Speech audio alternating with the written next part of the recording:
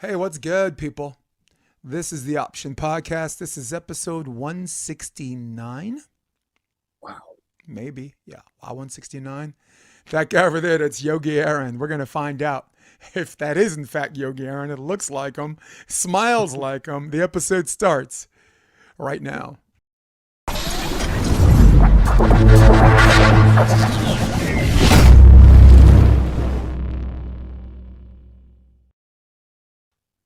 What's up, Yogi? Hey, how are you doing there? Oh, Nice to my. meet you. Yeah, thanks for coming. For everybody listening, you have asked and you have asked and you have asked, okay? And you shall receive, because for me, I've got to give the people what they want. Dun-dun-dun, dun-dun-dun-dun-dun. This is Yogi Aaron. He is a yoga instructor, hot yoga, naked yoga, this yoga, that yoga. We are going to get into that, but allow me to start from present to past a little bit, and I don't do any of this in chronological order, so we're just two guys talking ish, just a conversation. All right. um we had a conversation about knee pain before, a brief Yes. conversation about knee pain before I got on, and my audience is very, very athletic laden, particularly in the sport, the wheelhouse of beach volleyball and indoor volleyball. So, and there is nothing that finishes a career or wanes down a career faster than Mhm. not knowing how to land. Because I jump with 2 feet, but I'd land on my right. I'm left-handed, so I would do the approach. And I'll show you. I have a camera here that'll show you what my knee looks like. It looks pretty gnarly, but I think I have you on the podcast, and it is my honor, duty, and privilege, because I think we can have a conversation about a lot of modern prevention. We can Yes. talk about healing, which, I mean, consistent with your wheelhouse, is included but not limited to such, right? So Absolutely. I would like to talk about knee pain. Let's say there's someone that's dealing with chronic knee pain, whether it's arthritic or whether they have a little or no cartilage left on their knee, maybe towards the I guess the ACL and MCL, right? That's where all that wear and tear happens. PCL Mhm. always seems fat. Uh, um, Talk to me about process and preparation. Some of the more common knee pains, and how to work through it. The floor is yours. I am yapping away. Thank you, Jason. About time I shut up. Are you gonna break into another song maybe to introduce me again? Yeah, Uh, perhaps killing me softly. So I think there's like many different ways to answer this question. So it's not an easy, like your question isn't just a black or white answer. And as we get into like understanding the body, nothing is ever black and white. So let's just start with that first, okay? But I was actually having this conversation with a doctor friend of mine just 2 days ago. Pathology versus functionality, form versus function, basically. And so there's a couple of angles to look at this. Some of us are pre-genetically disposed to arthritis or to certain inflammatory responses. And so that's genetics, that's inherent. But whatever the situation is, we can minimize it by making sure that our muscular system is working properly. And so, you're talking about volleyball, and a lot of athletes in volleyball players end up hurting their knees. And so why is that? So Because we train like morons, but go where ahead. they train like morons. But okay, so first of all, you have stress. You have a constant stress. You're banging, banging, banging the knees. The question is the body's muscular system ready to absorb that shock? And I would surmise probably no. And so, yes, at the 16-year-old level, sure, their bodies, regenerate. They're still producing human growth hormones. They're still able to recover quickly. But now you fast forward to age 20, 22, and you actually look at, like, I know this is outside of volleyball now, but you look at like Olympic athletes. And So especially gymnasts, and you look at gymnasts and you see them all in ace bandages by the time they're 20, 22 years old, because their bodies just are not recovering. And so you have the stress of the sport. It's all of these sports when you're playing at that level become very high intense. And so that's putting stress on the body. Then you add into the fact that a lot of their neuromuscular system response isn't working properly. And so what I mean by that is, for example, and I'm sort of a little bit out of my league or my lane right now, but I was a volleyball player Right. Up until the age of 18. So I know a little bit about it, and then for fun after that. Well, But let me interrupt you for a second. At that level, Sorry, and let me interrupt for a second? Sorry. Sure. In terms of indoor volleyball, right, flat surface. Yeah. In terms of beach volleyball, more forgiving surface. But so I wanted you to continue with that mindset. Sorry about that. Yeah, absolutely. And I've played both, more indoor when I was much younger. My team was like number one in the Northwest Territories in Canada, if that counts for anything. Yes, it does. But at age 14. So, but you add in, so you go up and you're doing these spikes, you're jumping, and then you land. What should be happening is, as you land, there's a whole bunch of muscles that need to be contracting in order to support the joints of the body. And so if the ankle joints aren't working properly, or the muscle supporting the ankle joints, that's going to go up to the knees. And then if it's not in the knees, then it's going to go into the hips. And if it's not in the hips, it's going to go up into the lower back. And if those aren't working, all of it's going to go back into the knees and the ankles, which is why you end up with a lot of problems. So it's really important to make sure, like, the main stabilizer muscles, I call them the shock absorbers, like the glutes and the hip flexors. If those shock absorbers are not working properly, it starts to place a lot of damage on the joints. And so to answer your question, we can minimize it. Now, you mentioned arthritis. Arthritis is an inflammatory problem. So it's creating inflammation. And so from our perspective, what the lane that I drive in is sort of like looking at the neuromuscular system. So you can imagine like a telephone line between your brain and the muscles, right? So you got all of these muscles supporting the knee. You've got the 4 quads, you have the 4 hamstrings.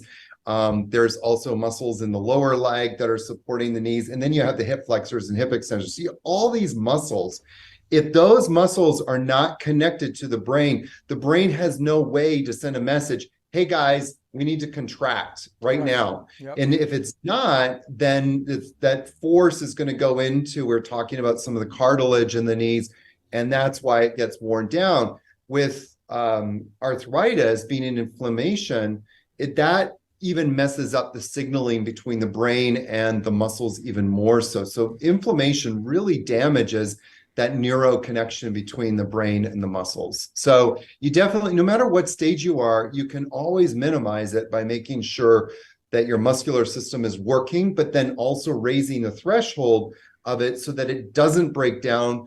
So that way, when you're doing all of those jumps, you can do jump after jump after jump after jump, and that connection is going to stay strong the entire time. And this is why I got you on the podcast, because there are people who are exercise physiologists. There are people that know about biomechanics and this and that. But I think you are talking about something in relation to how the feet to the calves to the thighs, connected all the way from the 7 major chakras of the spinal cord. We're going to go there. Maybe of course we will. No, but all the way up to the brain that sends messages to that. And this is where I'm like, that you are more than qualified to talk about this. Volleyball might not be your wheelhouse, but the association to how one form of pain people might not think is logically connected to another part of their body that so is, which is, and between me and you and me, we're just getting started, right? I mean, as far as that's concerned. And knee pain, just for your listeners, is really close to my heart, because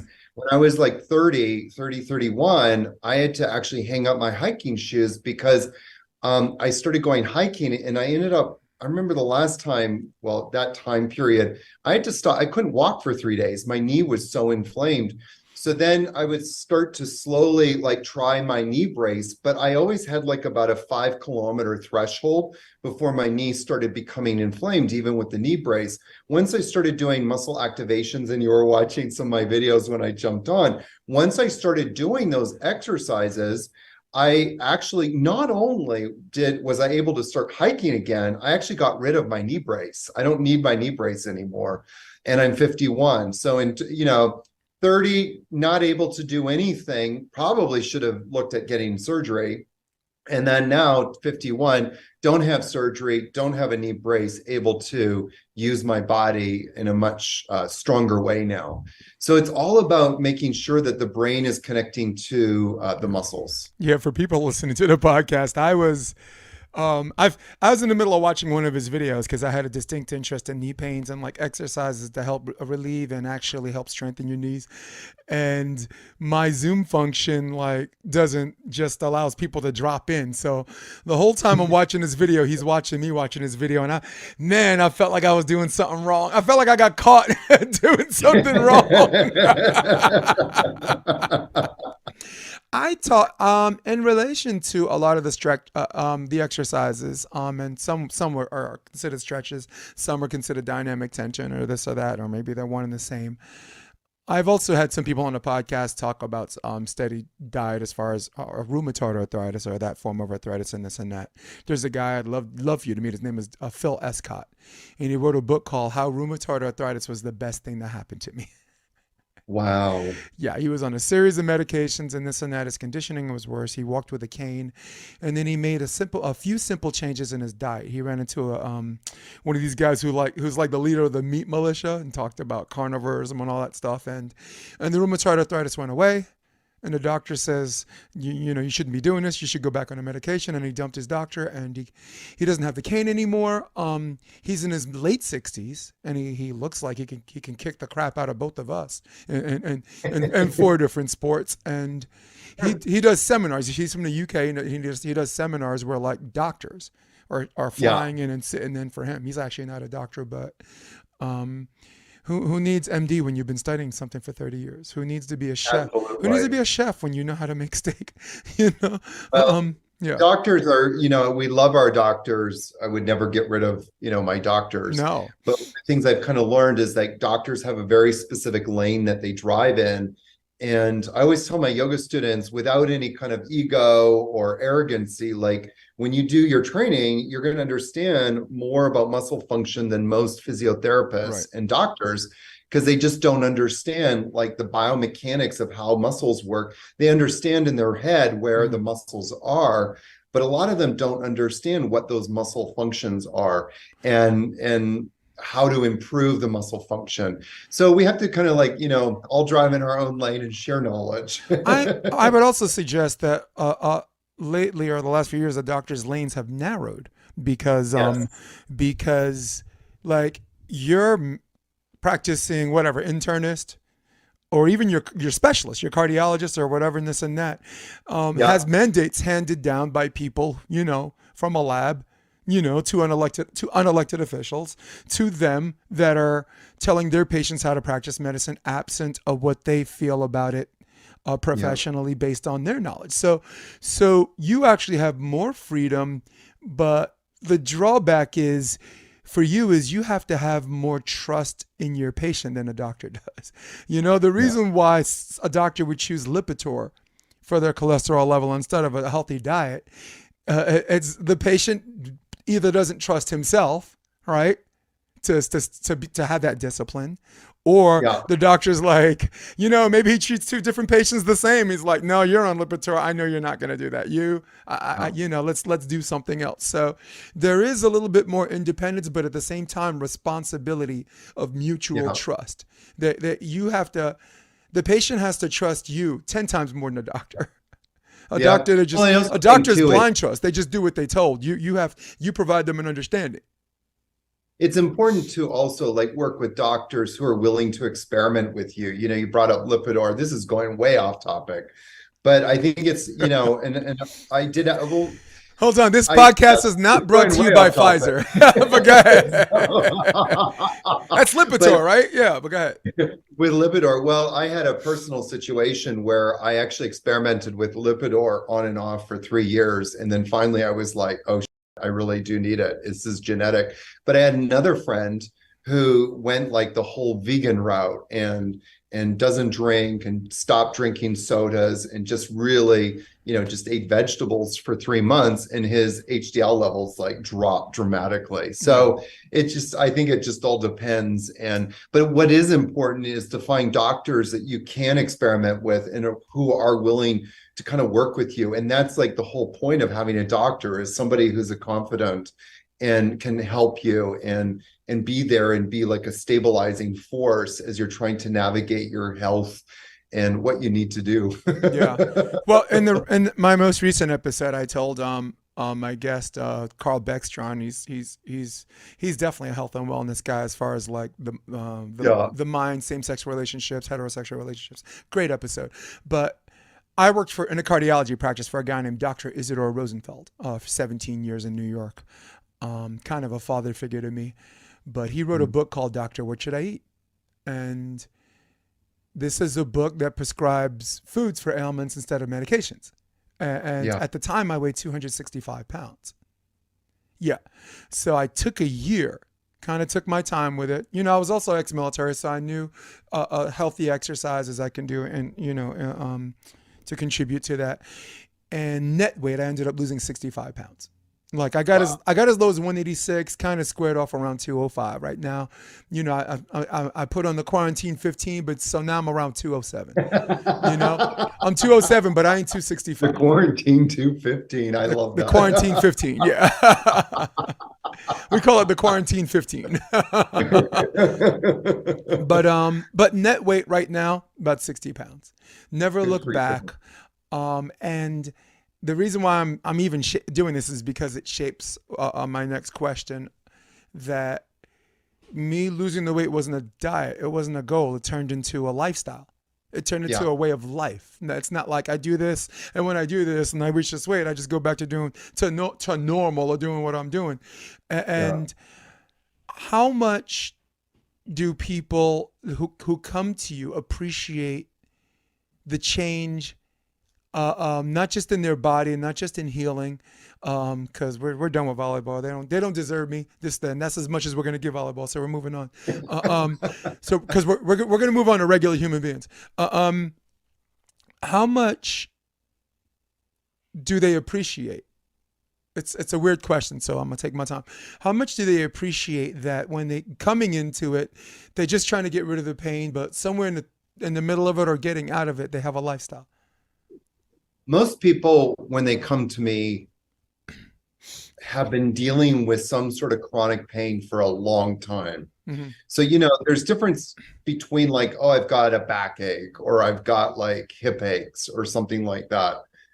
But when I get people in my programs or emailing me, like I'll give an example. There was a woman recently who contacted me and said, I was really skeptical about all of your stuff, but I thought, why not? I've been dealing with this hip pain for 4 years now, chronic hip pain. And I've been starting to implement it into my program. And for the first time in 4 years, I'm without pain. And so people can feel it really quickly. And it's quite dramatic. I had one woman come in, her name was Hendrik. From Germany, and she had like this searing shoulder pain. She was a huge yoga person, and one of the things in yoga and a lot of these kind of like very fit yoga classes that you do, they do a lot of what's called chaturanga dandasanas, which is like half plank pose. And most of the time it's not done correctly, which puts a lot of stress on the shoulder joint because people's muscles aren't working. Their pecs have checked out, their traps have checked out, anterior serratus. And it was like within 2 weeks, it was a 2-week program, but like 7 days, she's like, this is the first time I don't feel pain in my shoulder for, years. And she actually fell off sort of the yoga bandwagon because her shoulders hurt too much. And so doing the program, she realized, I don't have to do those silly chaturanga dandasanas. I don't have to do push-ups.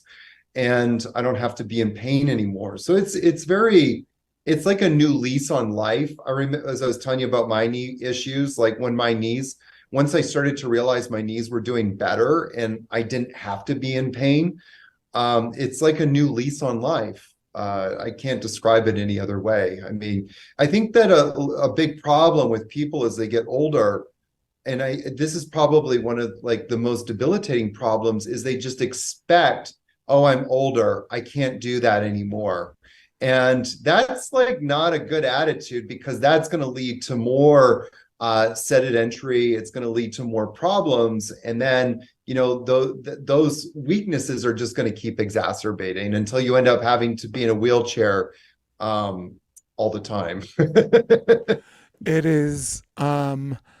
I think you hit it right on the head. Look, we're almost the same age. All right, I'm 52. I'm 53 in July. No, you're Yeah, I not. know, right? I would never have guessed more than 38. I know. I was gonna say I look like a creepy 35. I don't know, hey, little girl, what's your name? Help! Help! So where were we? No, but you're right in the sense that we're old enough where we see a lot of friends we grew up with, or maybe went to school with, or associate with, or had jobs with long term, Yeah. fall into this fallacy of concession. Yeah. Well, my body's changing, and your body changes with age. And this, and it is what it is. When I lost the weight, I was 30, so I was in the middle of that too. Yeah. And I don't know what kind of inciting incident that it would take for them to say, I want to live longer. Okay, even if I agree to the concessions, there's got to be something I could do to get an extra 10 years on my life. What do I do? Yeah. And sometimes it wears on them, and they just run to someone like you, or even Dr. Rosenfeld, Dr. What Should I Eat?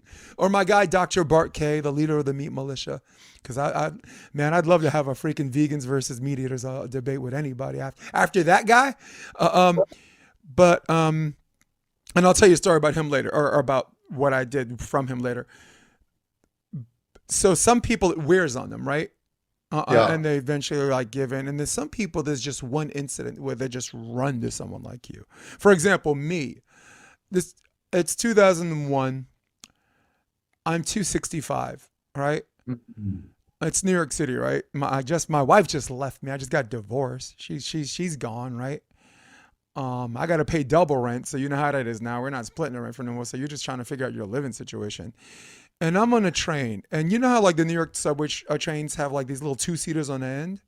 I'm Yeah. sitting on one end of the two-seater, right? I got my bag over here, and this guy gets on the train, and he's kind of got like my hair. I got a little bit of a Jufro here, like a New York Jufro, and he gets on the train, and he kind of looks like me, kind of like, my complexion, except he's like 350, maybe like 360, 375 maybe. And he's sitting in the two-seater, which to him is a one-seater because he's 350. Okay. And he breaks out McDonald's French fries on a 20-piece. And he's looking for a place to put the 20-piece, right? And he looks at his stomach, puts the chicken McNuggets on his stomach, and is eating the 20-piece off of his stomach, his resting place, his de facto cup holder for his food. And I just looked at this guy. I went, yeah, don't walk, run. you know Yeah. and and what I did, I had a good mixture of everything. I had a good mixture of fish, salmon, great source of omega-3, Yeah. vegetables. Certain vegetables are really good. I started eating spinach cold instead of warm. Warm, it loses its nutritional value, though green spinach is just it's just awesome. uh, Dropped Haagen-Dazs ice cream out of my life because it was a neurological addiction. If it's 11 o'clock at night, and you actually get out of bed to get it, that's a problem. Instead of just saying I could eat ice cream another night. So those were certain things that I learned in my experience, and what I was saying before, and I'm getting somewhere, it became a lifestyle. Because if it wasn't a lifestyle, I would have gained the weight back. Yeah. That was 2001 to 2002. And because of that, first of all, when you're skinny like that, you're like the nutty professor, like Eddie Murphy. It's like you go to the store, get new clothes, right? It's like, can I help you with something? You're like, spandex, everything spandex, you know? Decided to go back to school, went to Marymount Manhattan, 2002. You actually in New York, came in 2001, right? You came into New York City in 2001? Yes, Yeah. January 2nd, 2001. Yeah. And yeah, and that was around the time I changed my life. I got my driver's license because New Yorkers don't drive, you know, and because I knew how to drive because I was in the military. You have to drive every piece of equipment. And my whole life changed. Went back to school, finished my degree, got back into the sport, and people didn't recognize me. That looks like Jason, but it looks like, you know, 65 pounds is a lot, dude. Yeah. That's a Backstreet Boy. Yeah. You know, right? That's a lot. So I love to get into a conversation about people's path that leads to this lifestyle, but I want to talk a little bit about your path. I want people to know a bit about who you are. What moment or what gradual momentum that built inside you that told yourself this is what I want to do? Why yoga? What's with that? So, okay, I thought you were going to ask me something else, but the yoga, I got into the yoga really because of the physical part of it. It was, you know, I was very athletic, as I told you. I used to dog sled, snowshoe race, Oh God. long cross country run, ice hockey, football, soccer, volleyball, like, you know, Wow. and trail running, which I didn't realize was a thing until recently, but it is. Yeah. So, you know, you name it, I did it. And by the time I was 18, I started to notice my body tightening up. So I started doing yoga to stretch. And whenever I refer to yoga back then, it's always about stretching. And then I would go to the gym and work out or, you know, whatever, run. And I quickly started hurting myself. And I didn't, it would take me 25 years to figure out why I was hurting myself so much. Jeez. Jesus. Yeah. I know. No doubt. Yep. And that was when, like 97?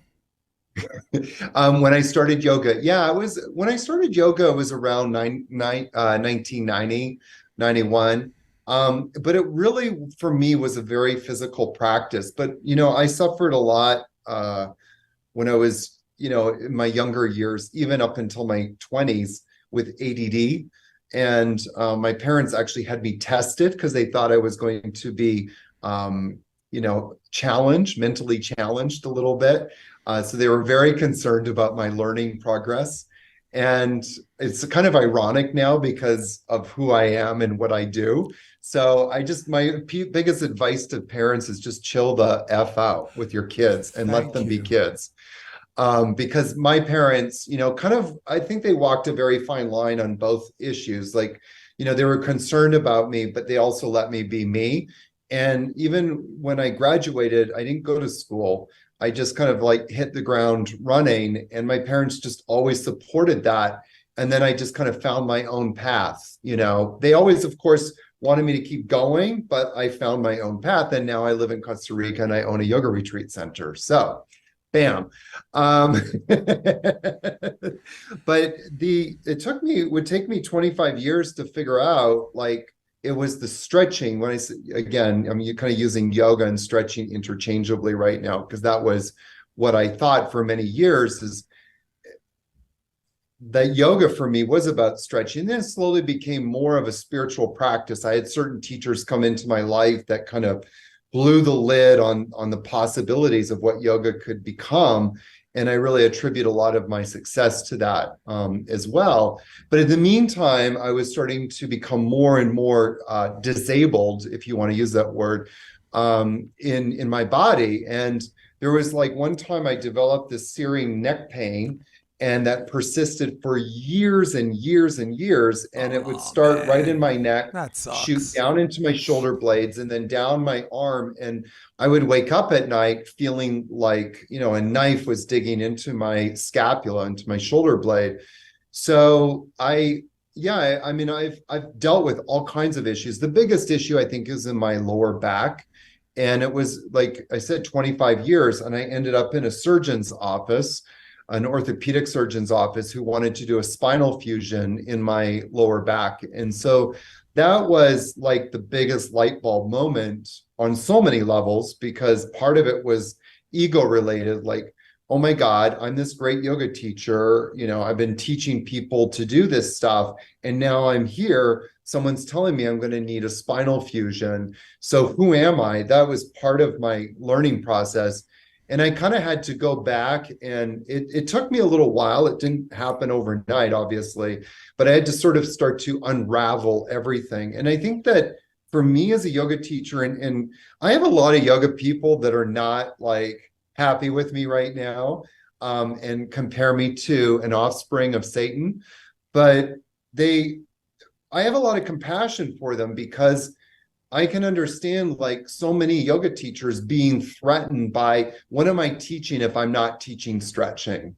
And so part of what I'm trying to do is like flip the script in the yoga world to reclaim what yoga should be about, and both physiologically and mentally and spiritually, and kind of like get rid of the words stretching and flexibility. One of the biggest things that I find ironic is that yoga teachers will sit in the front of the room and say, yoga students has nothing to do with stretching. And then they'll like fold over their legs and almost kiss their toes. It's like, are you So kidding what do you me? call that? Yeah, what do you call that? And I really admonish yoga teachers who show off their flexibility. If you go on my Instagram page, you won't really find me like going and showing off, if you want to call it that, my flexibility. I'm always like backing off. If I'm showing off a pose, or demonstrating a pose rather, it's like only like 20% of what I should do, because I want to try and make yoga accessible to everybody. And one of the things that I'm trying to disrupt is this thing that people think like, oh, I can't do yoga because I'm not flexible, or I'm not in shape, and that's all, horse pucky. Anybody can do yoga if you have a breath and you have body. If you have a body and can breathe, you can do yoga, and that's all it takes. And it's through the breath that we start to awaken that consciousness, then which wakens our purpose, and gives us that confidence to go out and manifest it. So let's make a mental footnote about confidence and manifestation, as well as the power of forgiveness. Something else you said in your elongated but beautiful diatribe and soliloquy. I wanted to go back and ask, what part of your back did they want to do spinal fusion on? Lumbar spine. So like between L5, Right. sorry, L4, L5, And your S1. and then S1. Right. Yeah, because it's just a mess down there. Even now, it's still a mess. Yeah.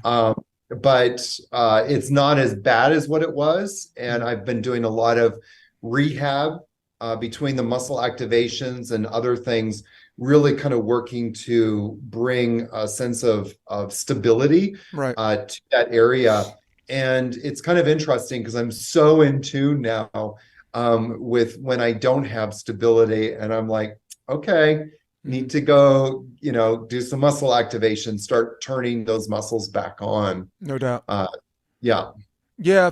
I had an injury, a similar injury, that it was a tear, a muscle tear, where the lumbar region was near the S1 or whatever, and this and that, and they were saying I needed physiotherapy, and it was a huge, huge coincidence that, pursuant to my major, I was in a BFA program for acting.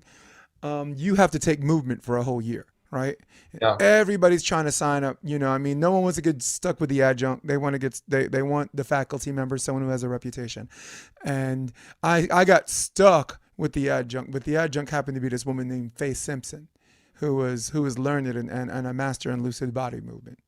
And she asked me, she says, before we start, does anyone have any injuries they want to talk about, like, before class or whatever? And I told her mine. And she worked with people, and she's like, no, you do this until you're ready to do that. And then I was doing that. And then when the semester's over, she's like, how do you feel? Then I started doing the same thing everybody else. She's like, awesome. And the pain went away. And then the doctor said I didn't need physiotherapy anymore and didn't know why.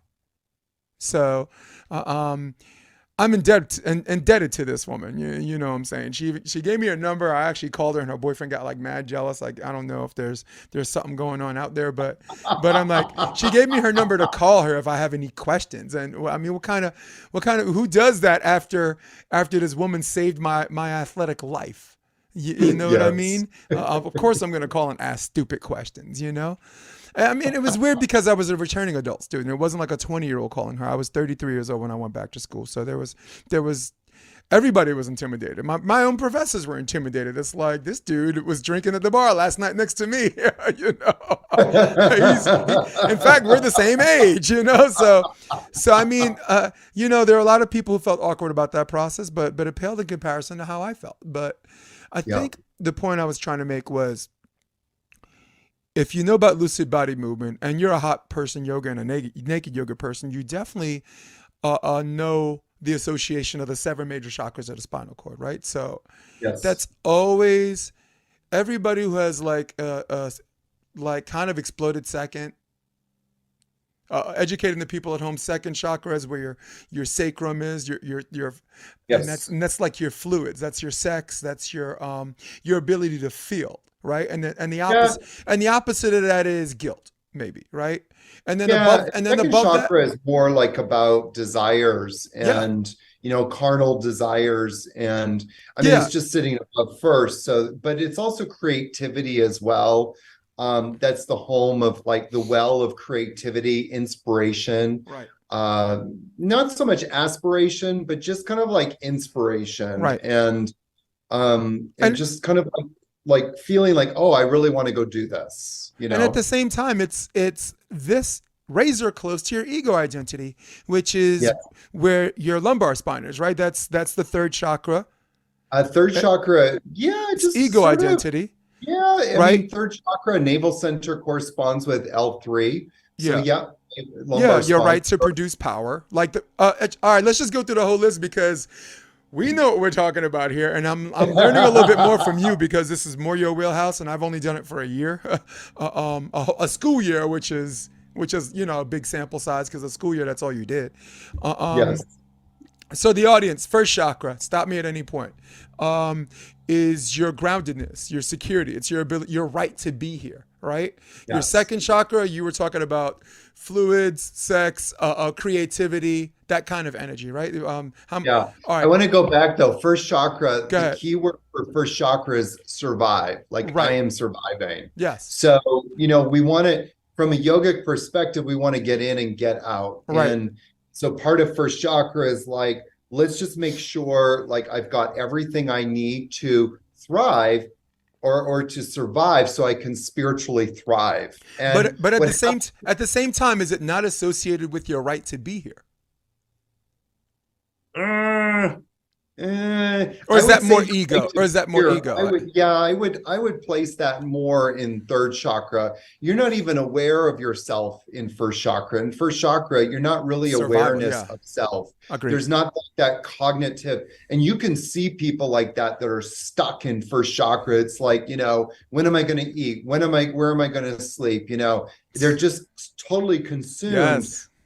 with making sure that they're fed, that they have a place to sleep, and that's what their life is about. And then so what we want to do is start to awaken like that second chakra of like, oh, let's actually go out and create. Like, what do you want to do as a human being? And then third chakra is like, yes, this is me. Yes. Yes. It's as the Spanish would say, "Ay poder, sin igual poder." Your ability to Exactly. produce power, right? So the Yes. fourth chakra, and please interrupt at any point. Your ability to love and be loved. It's your heart identity, right? And that's closely located to where your thoracic spine is, Yes, that is right? true. The heart center is also really known for like this, I call it the center of truth. Yep. Like there's a sense of knowingness in the heart. And so, one of the things I commonly say is like purpose was knocking at the door of my heart, not at the door of my sacrum. It was like there's like, what that kind of like in the heart center. Your heart always knows. Right. I'm actually gonna pull it up so we can actually look at the spinal cord and do it together. So, And then we have the fifth chakra, which is the like ability to tell throat. and hear the truth. Yes, Cervical yes. spine, right? Cervical The throat chakra is cervical spine. In the cervical spine. Yeah. Right. Seven vertebrae there, people. We had to learn every single bone in our body pursuant to this class. We had to learn about the entire things. Let me see if I can do an image search and if it comes up. All right, it comes up. Yeah, and then you have the sixth one. Walk me through that. Yeah, the sixth one is, I think it's the pineal gland, if I'm not mistaken. The pineal gland, it's sort of like in the middle of the brain. Right. But we access it from a couple of different points. And one of them is sort of in between the eyebrows and just a little bit above. And then that's like one of the kestrums for it, like one of the access points for it. And that's kind of, there's a few names for the sixth chakra. One of them is like the guru chakra. Yeah. Like that's the your chakra ability your to see, like metaphor. your ability to, your ability to see. It's also your ability to know and to see truth. Well, isn't that the unofficial seventh one? No, So when you open up, when you're really like strong at sixth chakra, it's sort of a gateway to seventh. And then seventh opens up to universal consciousness. Right. So at seventh chakra, you're starting to awaken into that collective beingness, if you will. And if you're a good teacher, you'll never really teach crown chakra. Right. You won't even really focus on it, because when you really fully awaken the ajna chakra, the sixth chakra, then the crown chakra just explodes. It's just something that just opens up. Yeah. So the interesting thing is that a lot of people do yoga to get out of their head or to go to the bliss, if you will. But what we the opposite happens. The key, well, exactly. The key to unlocking the power of sixth chakra is concentration. And so you learning to actually get in your mind and starting to retrain your mind to be able to focus and concentrate. That's how you start to wield the power of sixth chakra. Right. Well, the reason why I learned it the way I learned it, or I was taught the way I was taught, is because the class is called Movement for Actors. And understanding like someone who has slumped shoulders, or someone who stands like, there's the challenger defender character, right? That defends the weak, kills the bad guy of the world for America. Then there's the rigid one, there's a schizoid character, and to better play these characters as understanding how to stand and how your shoulders are and where it is. And that's why she came up with these labels that you said some of them might even be mislabeled, but and of course the opposite, right? Like your survival. The opposite of survival is fear. The opposite of the fluidity is guilt. The opposite of your ego is shame. The opposite of to love and be loved is grief. The opposite of seeing here the truth is lies.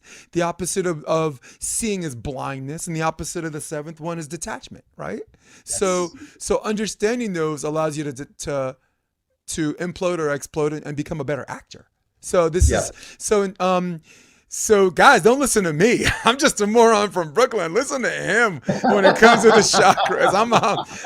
I'm just a guy who studied acting, that was lucky enough to even have the ability to humbly address this the conversation. There are levels to this. You're on this level. I get that, but I thought that I guess I was trying to impress you that I know a little bit. Chakras are my serious jam. One of the very first practices my teacher gave me in 2002 was for the chakras. And whenever I'm talking about the chakras and I give a lesson on it, I'm like, what? Keep talking. I want to show them. How do you know if doing chakra practice works? Look at what I have in my life. So yeah. So this is a nice little picture of just the connection, the back and forth, and the energy shot back and forth, supposedly. It was used religiously, right? 1,000 years ago, even now, maybe, right? Maybe more associated with Hinduism or something like that. So some people have a religious perspective of it, and some people, like you said, understand how the energy works, right? Sometimes you consider. I consider experience. Well, the To quote chakras, Loki from the movie Avengers. the chakras, within the chakras, it's supposedly, and I always kind of teach it like you can approach it from a you can approach it from like a real, very serious, like I'm gonna like work with this, they're real, they're in our body. You can also approach it more from a perspective of psychology, because all of the chakras relate to different aspects of our own inner psychology, if you will. Like you were talking about fear. Well, where is the source of fear? Fear resides at first chakra, that the fear of death. And so if we can't do anything in life if we're stuck in fear, if we're stuck in the first chakra. So for me, from a psychology perspective, I love the chakras. And no matter what you believe, if you don't believe them, if you do, if you approach it from a psychology perspective, doing chakra practices will transform your life. There's no doubt about that. Mm-hmm. And you start to, like, if you're chanting to the chakras, you start to resonate at a certain frequency. And it's not like pseudoscience. There's a lot of science to show that certain frequencies activate different parts of our personality. And we can look at like famous people in history and look at what kind of speech they used and how they intonated and what were the results of that intonation. I mean, look at Hitler, for example. Right. And so in a lot of his speeches, which is probably not a very great example, pulling him out, but there's a lot of like R's. We're adults here. and all of that relating to third chakra and activating the worst parts of the third chakra in a race of people that went on to do big things, unfortunately, in really bad ways. So we know, like, if we can harness those sounds, it's going to start affecting our different parts of our personality. And that's kind of like part of the science behind the chakras, is changing our frequency to unleash our purpose. No doubt. Can you appreciate how that made people better theater performers too? Like anyone who got into this gangster stuff. They'd be. I was also, I was balancing theater and volleyball. I'm more volleyball now. I'm a coach. I'm a commentator, and that made me a better coach. At that time, I was a part-time NCAA coach. I was at Baruch College. George Santos was not there. Just thought you should know that. Okay.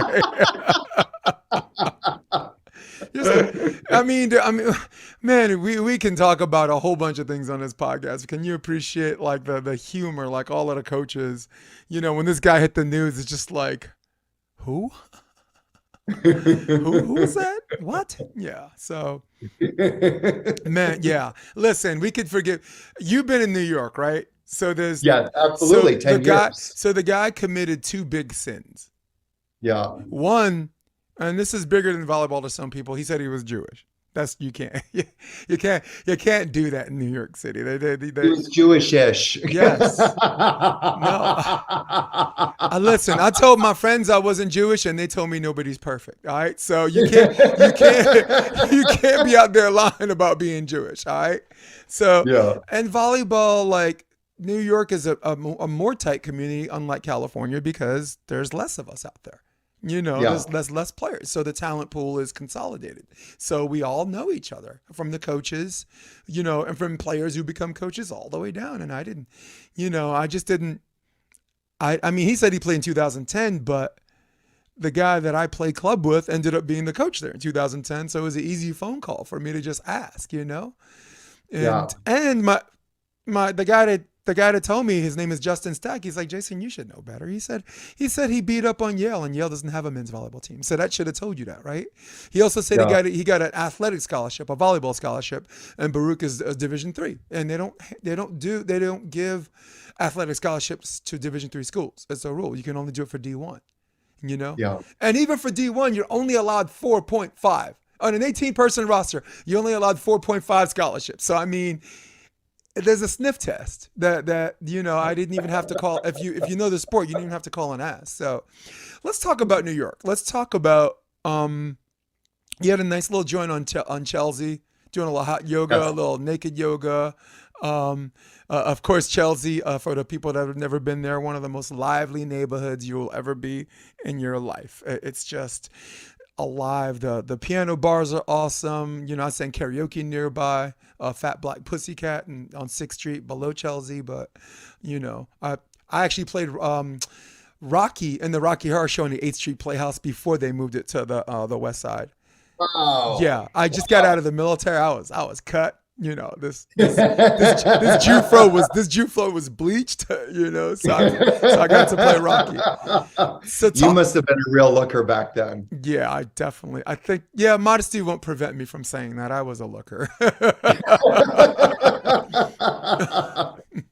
Yeah, and a volleyball player too. So, and there's a great volleyball league in Chelsea called the Gotham League. It's a gay league. It's Mhm. you know, it's not just for gay people. Straight boys can play there if you're not tight about that kind of thing. Uh, um, but let's talk to me about maybe how you wound up in Chelsea. You know, the venue, the spot, the type of yoga. The floor is yours. Just take me through this adventure.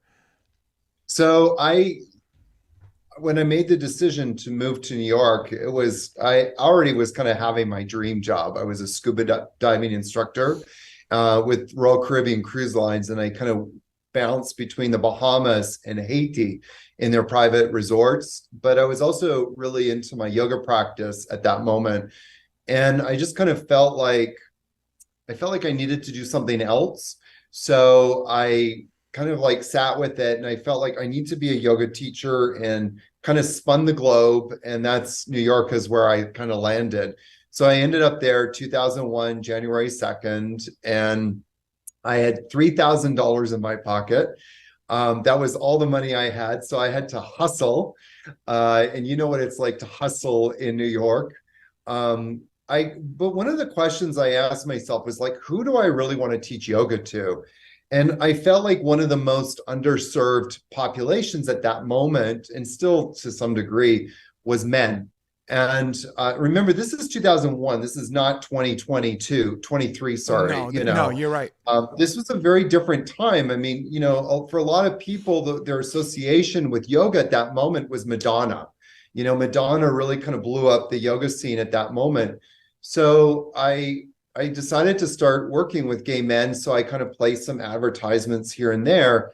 And then I was like, I really want to kind of reach more men. So why don't I start a class? And then I was thinking, well, what would capture people's interest?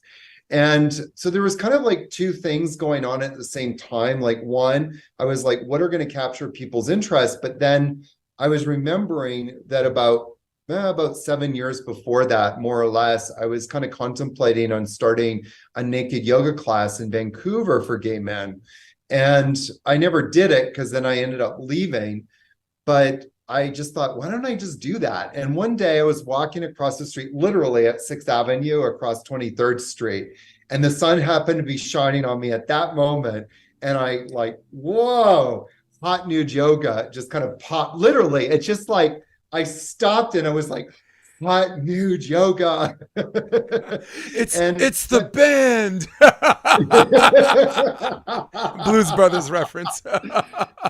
When I worked with a documentary filmmaker a few years later, called Joy Reid, and not the commentator, the MSNBC commentator, another Joy Reid, and she's a hack. and she kind of came up with this tagline for me, which I then became the tagline. It's everything like it sounds. No, it's everything that it says, but nothing like it sounds. And that was so the truth. It's hot, it's naked, and it's yoga. And it's not hot for the reasons that you think. It's hot for the temperature, Right. and Consistent with hot yoga. Right. being also too. And so when I first started it, I was thinking to myself like, oh, this will last 6 months. People will lose interest. Maybe I'll move on. Who knows? But after it was actually in the second class, I had about 10 people come up to me saying to me, like, I've never experienced anything like this in my life.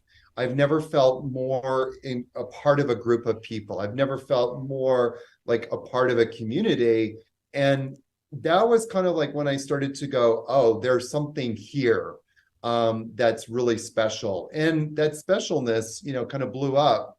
And New York Times, sorry, the Time Out New York Right. came and did an article on us, and they coined us as the underground sensation. Okay. And after that, it just kind of blew up Nice. in a big way. So I'm very thankful for obviously a lot of the press. We made the front page of the Columbus Dispatch one time. I mean, Right. it's like a lot of really great press. Out Magazine did a whole article on us.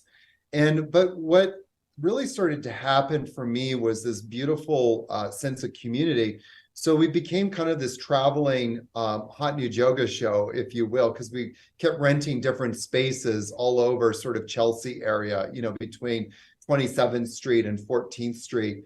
And then what ended up happening was I ended up getting a studio space right on the corner of 10th Avenue and 27th Street, sort of in this kind of new art district back then. This is going back to 2004 now, I think. And it was like a space that we finally had our own space, and we weren't moving around. And it was like a space that people didn't have to rush out of, and people could feel like at home in. And that sense of community really got fostered in a huge way. And that was the inspiration to open up a yoga retreat center in Costa Rica. That was awesome. And the momentum. Yeah. And of course, with all the positive stuff comes people trying to you know, I guess not Debbie down it, but like critique it, right? The Guardian didn't have a whole lot of nice things to say. They were like, "Oh, this guy," right? They were like, "Oh, you're sexualizing yoga. Oh my God, you're just making yoga about sex." And I'm like, Jesus Christ, lighten up, people. Like, I mean, I think that a lot of people, I mean, this is one of the things that kind of bothers me still to this day, and probably even more so now than back then, because I see this kind of demasculization of men. And, men are already dealing with so much shame, like if a man gets a hard, and say, for example, he's on a naked beach and he's hard, and people see that. What is the first thing that they think? Pervert, yes, and no, he's just a guy where a lot of involuntary guys reflex. be rushing. Yeah, and some guys are triggered, like they have a cool breeze and they get hard.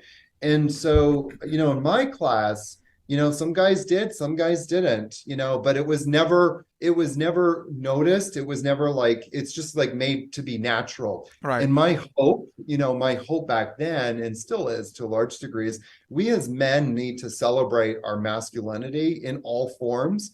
And part of even the work that I led like a men's retreat just 2 weeks ago.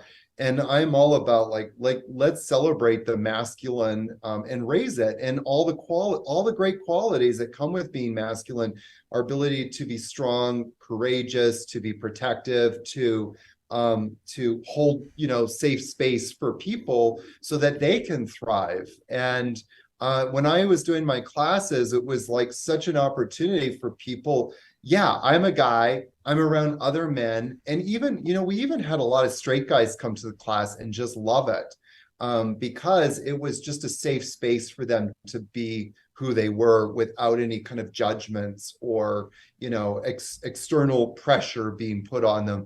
The only thing you had to do was show up and breathe. That was pretty much it. Yeah, and I like that you said straight people were there too, because in this journey of life, on the other end of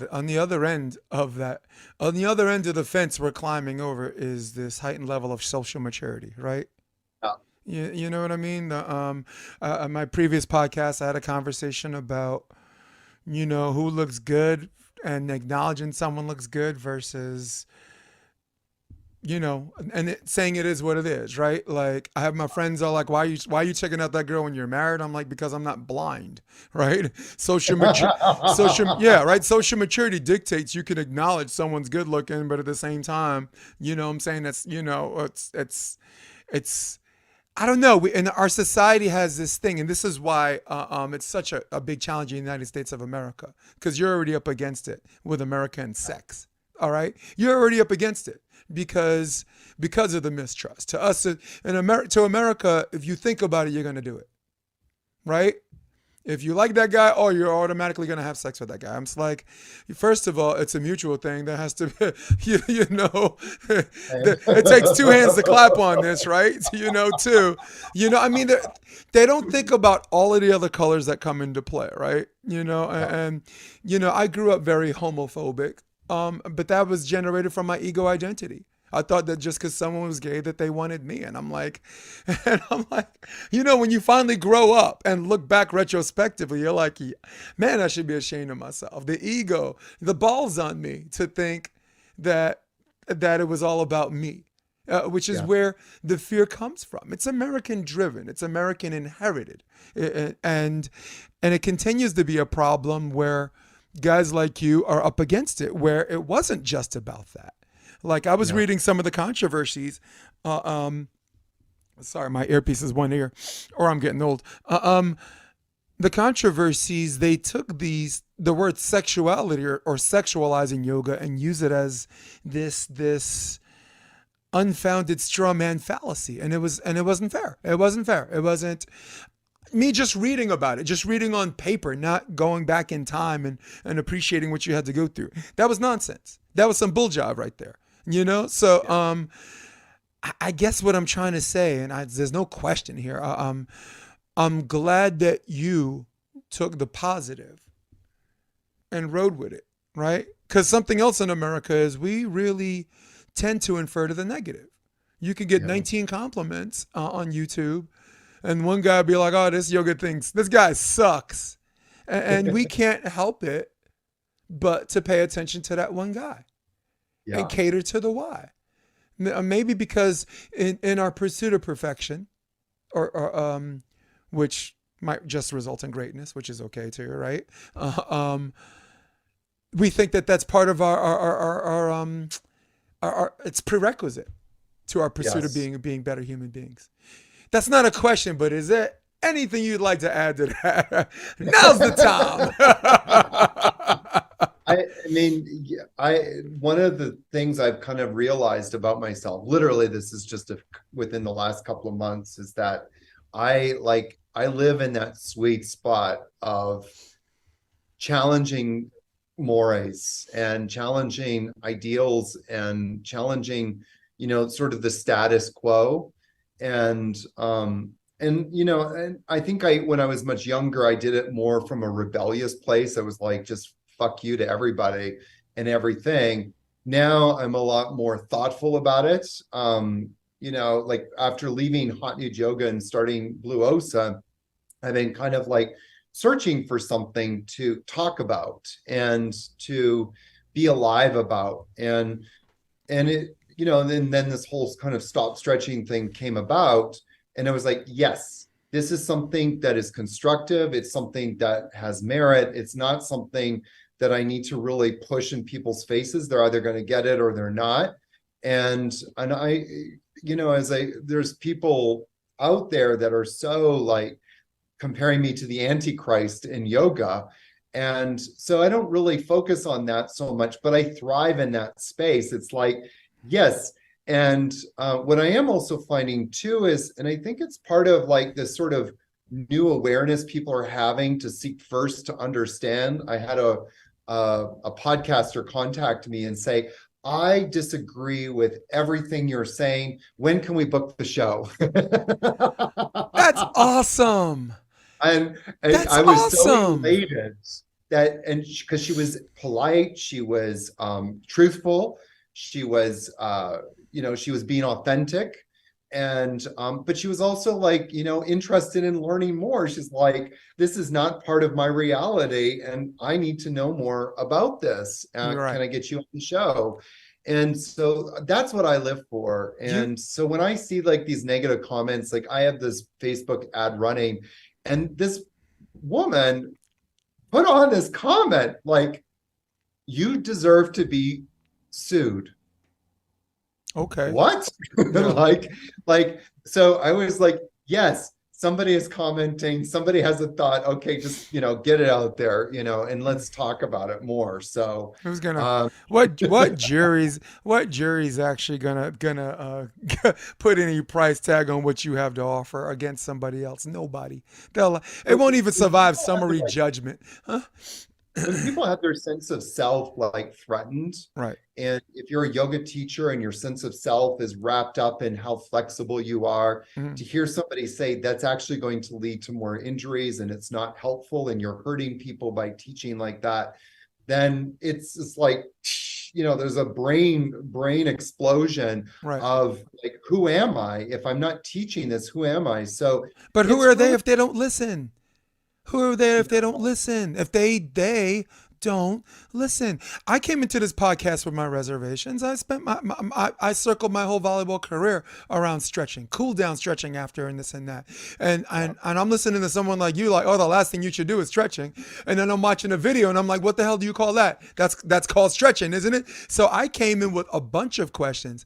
What you yeah. didn't, but as much as I like to talk, the moments that I actually shut up and listened, you know what happened? This list of things that I thought were criticisms. I started the whole time I'm looking down. You see me looking down. I'm crossing stuff off. I didn't even get to these questions. I didn't even get to these questions because allowing you to talk, and allowing myself and our audience, as we would have it, to just listen. It really you start checking off the boxes, man. Yeah. Some will leave this podcast still disagreeing with you, but not wholeheartedly. And that's, Yeah. to me, that's life. That's Well, and life. the other thing too, Jason, is like I recognize that there's a lot of people that think what I'm saying is horse pucky. But for me, it's like it's planting a seed. My acupuncturist actually for several years before I jumped on this bandwagon, like for 8 years beforehand, kept saying to me how much stretching was damaging my body. And he's like, I can see it here, and I can see it here, and I can see it here. We need to activate these muscles. I didn't hear him until I ended up in the orthopedic surgeon's office wanting to do a spinal fusion. Like I was like, holy geez, that's what he was talking about. Mhm. So at the very least, I know that there's people listening, and one day they're going to have that aha moment and they're going to go, oh, who was that yogi person? I need to stop stretching. I should go get his book or something. It Yeah. opens up the doorway for people, at least down the road, to be able to be inquisitive, to inquire more. And that's what I hope, at the end of the day, is to create more conversation and provide more answers for people. Because a lot of people are dealing with like their their pain journey, and they're going to their acupuncturist, massage therapist, doctors, physiotherapists, chiropractors. Nobody is giving them relief. Um, Or and or people just temporary solutions. or just temporary solutions. Yeah, and stretching, by the way, does feel good temporarily. There's no doubt about it. I mean, one of my favorite poses is child's pose, which I now say is the worst pose. But I used to love child's pose, and it feels really good to drop into it and stay there for 5 minutes and just breathe and just kind of feel your system becoming calm. And I can go through the whole biomechanics of why that happens, but then you come out of it with none of your muscles working properly, and you're now vulnerable and open to injury. So it's like, okay, we have to kind of like step back and go, okay, what else can we do? What are the other options? And what are we really trying to do in yoga? Anyways, my point is that I hope that this starts to provide people with a possible exit ramp when they're ready for it. Well, you kind of met them in the middle by expressing your empathy, and um, and we were and early in the podcast. I asked to make a mental note about the power of forgiveness. Yeah. Um, Joe Rogan was on an episode with, I don't know, somebody was talking about like all these people coming at you and this and that, and he's like, no, you have to forgive people. And his guest was like, no, I don't forgive any of these people. No, I don't want to forgive that, but I don't want to forgive that person. And Joe Rogan put it in perspective, and I'm getting somewhere with this. He said, if I were armed with the same information as them, and I felt as passionate about the information I received and researched, I'd be as angry and as condescending, like, the worst thing you could be called, the worst thing other than be called an asshole is being called adorable. Dude, you're adorable. I'm like, yeah, don't don't do that. So but exit Rogan, enter you. You have this understanding that these people are armed with a certain type of information that's widely accepted as something that works. And it's weird because they're trying it and not acknowledging it. It's not working for them to a point where they think they're doing it wrong, right? I mean, because they're so bought into it. Yeah. So that's what you're up against. And you have to have the power of empathy and understanding, and the power of sympathy, feeling sorry for what they're going through, and forgiveness. Yeah. Right? Because I guess they feel as strongly about what they're doing as you feel as you are. And maybe it doesn't really take both sides to forgive. It really just takes one. Yeah. One side can carry it. One side can create both sides of forgiveness and empathy and understanding. And that's a great weapon you have on your side. I mean, weapon's a very odd choice of Sure. words on that one, but you kind of get what I'm saying, right? Absolutely. Yeah. Absolutely. And dude, it's golden. It's golden, Thank Yeah. It's thank based on you. the I agree foundation. with you. But it also comes back to, like, when somebody is armed with a strong sense of purpose, in yoga we call that dharma. And by the way, you're talking about the chakras earlier. The seat of dharma is in the heart center. And in the heart center is the seat of truth. And that's the place, that's the domain where people like Gandhi and Mandela, lived. How does somebody live in prison in a small, cell? I don't remember the exact square footage, but very small, for 27 years and come out, liberating a nation and becoming the first president? Or how does somebody spend more than half their life, Gandhi, in prison, and so once you're seated in truth, once you're seated in what, I don't want to use the word your truth, that's not what I'm saying, but your purpose, and that purpose, is so strong within you that nothing will deter you, nothing distracts you. And we both can agree, like, we're all distracted in this world. We put on social media, we see how we should be living our life. We turn on the news, we're told how we should be living more virtuous in life, from our news anchors. We're told by our friends, oh, we should be doing this, we should be doing that. We're told by our church, we should be doing this, we should be doing, but we're not. So yoga inherently is about coming back to that anchoring in that truth, or that dharma, if you will, within our hearts. I mean, I'm a huge Jesus fan. I don't know if he ever really was living or not, but I'm a huge J fan. I don't identify as a Christian, but I love the teachings. I love the Sermon on the Mount is one of the best teachings out there. But one of the things that, Big J always taught was go back into the heart, bring your attention back to your heart center. What do we do in yoga? Bring your attention back to your heart center. What do we do in Buddhism, Tibetan Buddhism? Bring your attention back to your heart center. So all the great teachings of the world teach that one singular practice of coming back to our heart center, because there we can resonate with what our life purpose is. When I'm focused on, who and what he's saying, or, what my mother is saying, or what my church is saying, or all these people are pulling us away from our heart and from what our real calling is. So part of the practice is then to just come back to purpose, be living your life in purpose. What is the purpose today? It's not to get caught up in all the noise. The noise is going to keep going. I actually had a person very close to me, very, very, very, very close to me. This happened actually about 4 years ago, write the most scathing thing ever about me, and she published it, and we both knew a lot of the same people. It was one of the most kind of like interesting moments of my life, And after that, I realized a few things, but I realized she can never take anything away from me. She can say whatever she wants to say. In yoga, we say Om Swaha, like I give this to the sacred fire. I turn it over to the primordial fire of the universe. May it burn and transform into something useful. And after that moment, I've never been afraid of a bad review or bad publicity or anything ever since then. And that's what we have to Wow. do, is just keep coming back to purpose. What is your purpose? I mean, for me, the real question is, why the hell are you called the Antichrist when I have the opposite reaction?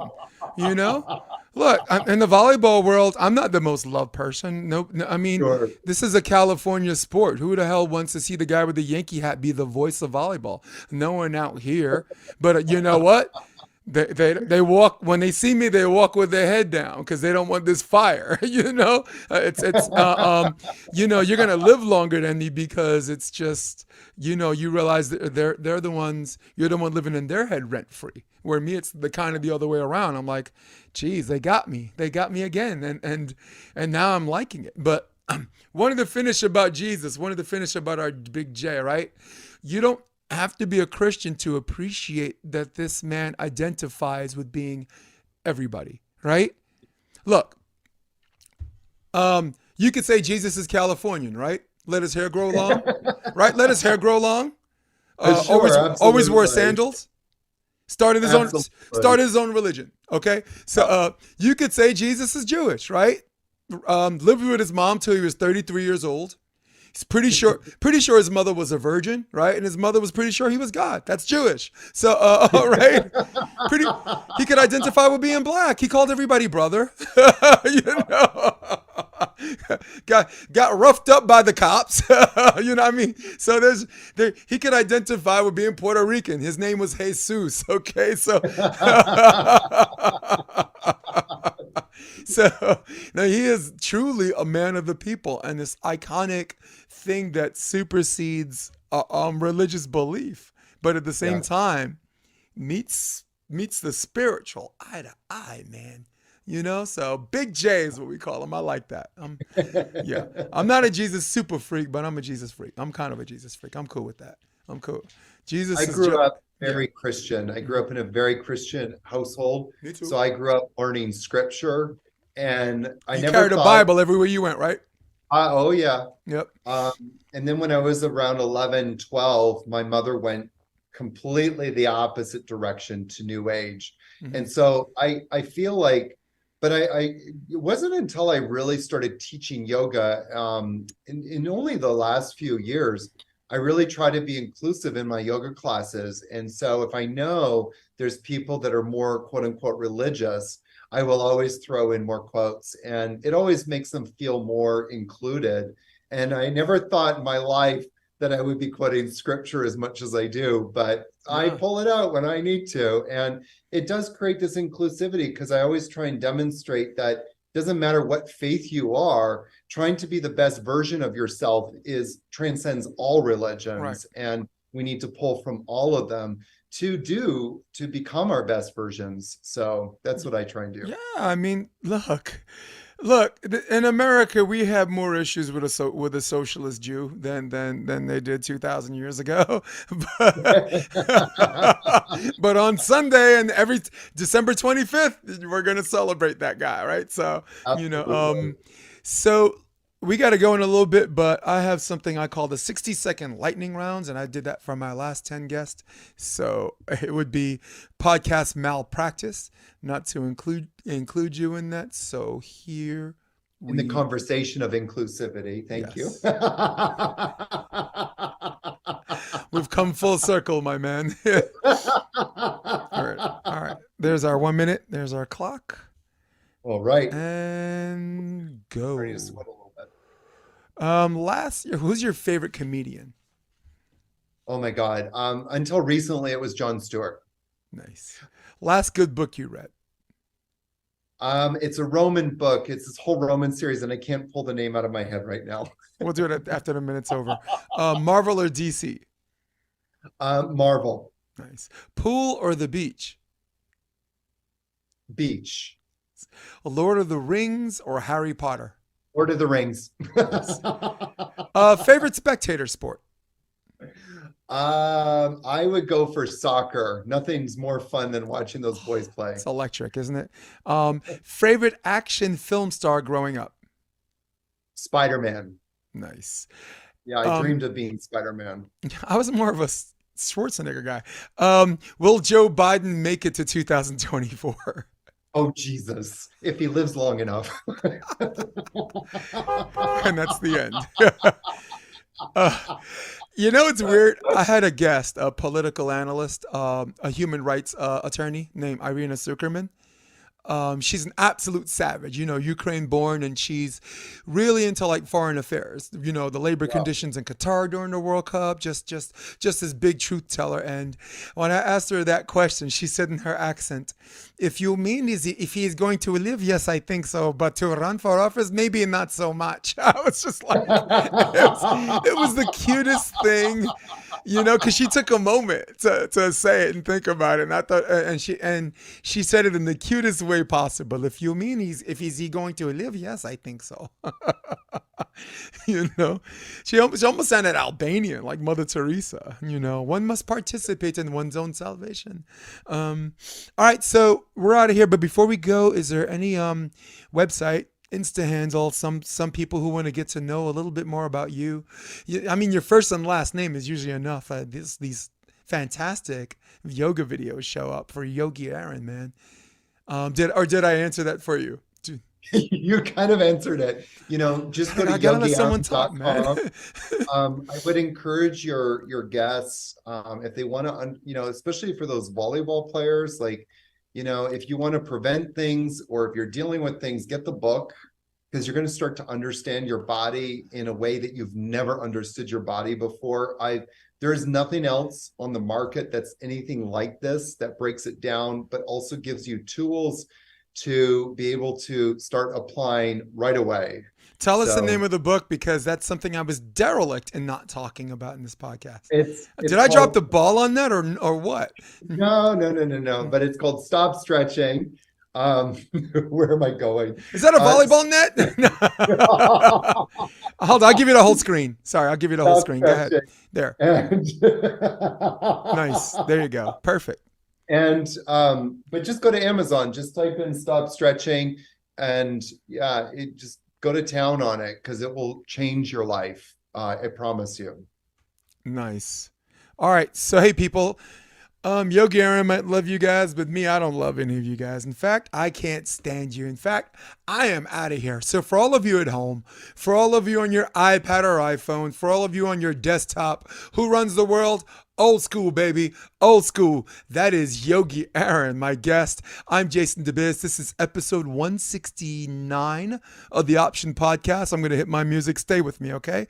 We are out of here. We're out. Come check out the Option Podcast on optionvb.com. It's also available on iTunes and Spotify, and on YouTube under the NY Varsity Sports handle. You're going to love what you hear.